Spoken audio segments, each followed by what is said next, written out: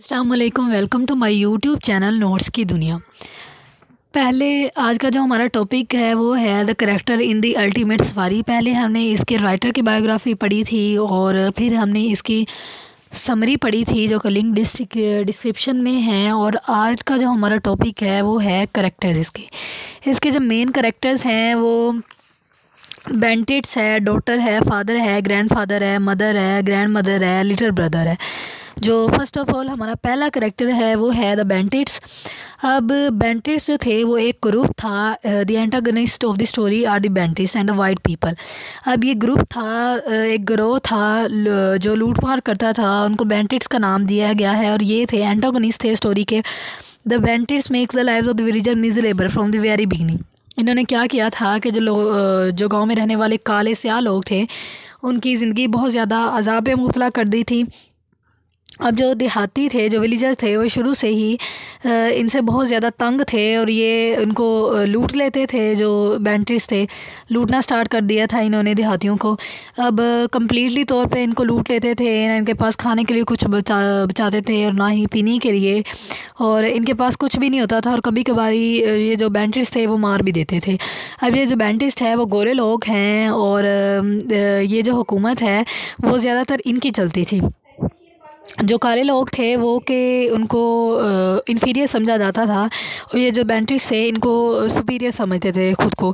और जो दूसरे अफ्रीकी लोग थे उनको कमतर समझते थे और उनके साथ नाइंसाफ़ी करते थे। जो हुकूमत थी वो भी बेंटिट्स के ही देती थी, जो हुकूमत थी वो भी बेंटिट्स की ही तरफदारी करती थी। अब जो ये जो टाकू थे बेंटिट्स थे, ये रावी जो नरेटर है उसके गांव पर छापे मारते हैं। जो इनका मेन करेक्टर है वो जो ये जो बेंटिट्स हैं नरेटर के गाँवों को लूट लेते हैं और जो पूरी की पूरी फैमिली है उनको तबाह कर देते हैं। और इनकी वजह से उनके जो ग्रैंडफादर और मदर और फादर की जो है वो डेथ हो जाती है। ज़्यादातर कहानियों में ये जो बेंटिट्स हैं इनकी कभी जो शनाख्त नहीं होती, ज़ाहिर नहीं किए जाते। इनका एक प्रॉपर किसी का भी नाम नहीं लिया गया, पूरे ग्रुप को बेंटिट्स बोला गया। और ये पूरे के पूरे ग्रुप वाइज ये जो है ये लोगों पे हमला करते थे। हमारे पास जो सेकंड करेक्टर है वो है द डॉटर का। जो डॉटर है वो नरेटर है और इसकी जो एज है वो 9 साल है। और ये बहुत कम समझती है जंग को। जो इसके इर्द गिर्द जो जितने भी कंडीशंस हैं वो उसको समझ नहीं पा रही है और ये अपनी दादी के साथ है। इसके पास एक छोटा भाई है। पूरी की पूरी स्टोरी में ये अपने भाई की केयर करेगी, उसको साथ साथ रखेगी और जितनी भी कंडीशन है पूरी की पूरी स्टोरी में ये अपनी फादर और मदर और ग्रैंडफादर को जो है उसका इंतज़ार करती रहेगी कि वो कब आएंगे और कब ये लोग घर वापस आएंगे। लेकिन पूरी की पूरी स्टोरी में ना उसके फादर घर आता है और ना ही उसकी मदर और ना ही ग्रैंडफादर। ये दादी के साथ रहती है।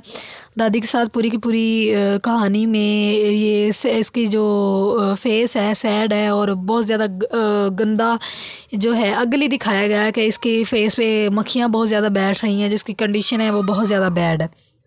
जो करेक्टर है वो है फादर का। जो फादर है वो स्टोरी के स्टार्ट में ही, जब स्टोरी स्टार्ट होती है तो तभी वो जो है वो गायब हो गया है। अब कहाँ गया है ये किसी को भी नहीं पता, ना ही नरेटर को पता है, ना ही इसकी ग्रैंडफादर को पता है, ना ही डॉटर को पता है, किसी को भी नहीं पता। अब जो है वो लोग ऐसे ज्यूम कर रहे हैं जैसे उसकी डेथ हो गई है। और अब यहाँ पे जो फादर है वो बहुत ज़्यादा इम्पोर्टेंट करेक्टर है क्योंकि इसकी वजह से जो पूरी की पूरी नरेटर है वो पूरी की पूरी स्टोरी में परेशान रहेगी, अपने बाप को ढूंढने के लिए कोशिश करेगी। और इसके बगैर जो फैमिली है वो अधूरी है। और अब जब वो गुम हो गया है तो पूरी की पूरी फैमिली इसको ढूंढेगी और फिर एक रेफ्यूज कैंप में पहुंच जाएंगे। जिसका नेक्स्ट करेक्टर है वो है ग्रैंडफादर का। जो ग्रैंडफादर है वो ऑनर है जी। उसके पास 3 भेड़े हैं। गाँव और वेजिटेबल गार्डन जो है वो उसका ऑनर है। अब शुरू में उसे संभालता है, फिर क्या है यहाँ पे दिखाया गया है कि उसकी जो ब्रेन कंडीशन है वो भी नॉर्मल नहीं है।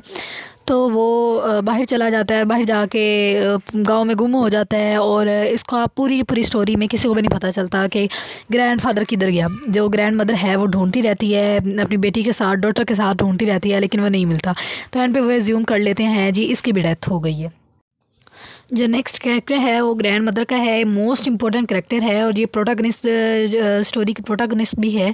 ये जो वूमेन है बहुत ज़्यादा स्ट्रॉन्ग दिखाई गई है और पूरी की पूरी स्टोरी में इसका मेन किरदार है, क्योंकि इसने अपने पोते पोतियों के लिए अपने शोहर को छोड़ दिया, अपने घर को छोड़ दिया सिर्फ उनकी कंडीशन के लिए। यहाँ पे इतनी बूढ़ी है फिर भी ये अपनी इसके बच्चे हैं जो पोते पोतियाँ इसकी, उसके लिए ये काम करती है, भट्टों पे काम करती है और उन्हें एक बेहतर तालीम और ख़ुराक देने के लिए दिन रात काम करती है अपने बूढ़े हाथों के साथ। और ये क्या करती है कि जब इसका शौहर गुम होता है और लूट मार स्टार्ट होती है तो ये बच्चों को लेके रेफ्यूज़ कैंप में क्रूगर पार्क में चली जाती है और वहाँ पे काम करना स्टार्ट करती है रहती है। नेक्स्ट हमारा जो करैक्टर है वो है लिटिल ब्रदर का, जो नरेटर का छोटा भाई है। जब स्टोरी स्टार्ट होती है तो उसकी एज 3 मंथ होती है, लेकिन जब स्टोरी एंड होती है तो वो तकरीबन 1 साल का हो चुका होता है और इसे माल न्यूट्रिशन का प्रॉब्लम है, खुराक की कमी की वजह से बहुत ज़्यादा दुबला पतला दिखता है। और जो नेक्स्ट कैरेक्टर है वो है मदर का। अब फादर की तरह ये जो मदर है वो भी गायब हो गई है और पूरी की पूरी स्टोरी में इसे पता नहीं चलता। जो नरेटर है वो पूरी की पूरी स्टोरी में अपनी माँ का वेट करती रहती है कि मैं भी वो वापस आए और ग्रैंड पेरेंट्स के साथ वो दोबारा वैसी हंसी खुशी वाली ज़िंदगी जो है वो गुजार सके जैसे पहले गुजारते थे, लेकिन ऐसा नहीं होता। ये था हमारा आज का टॉपिक।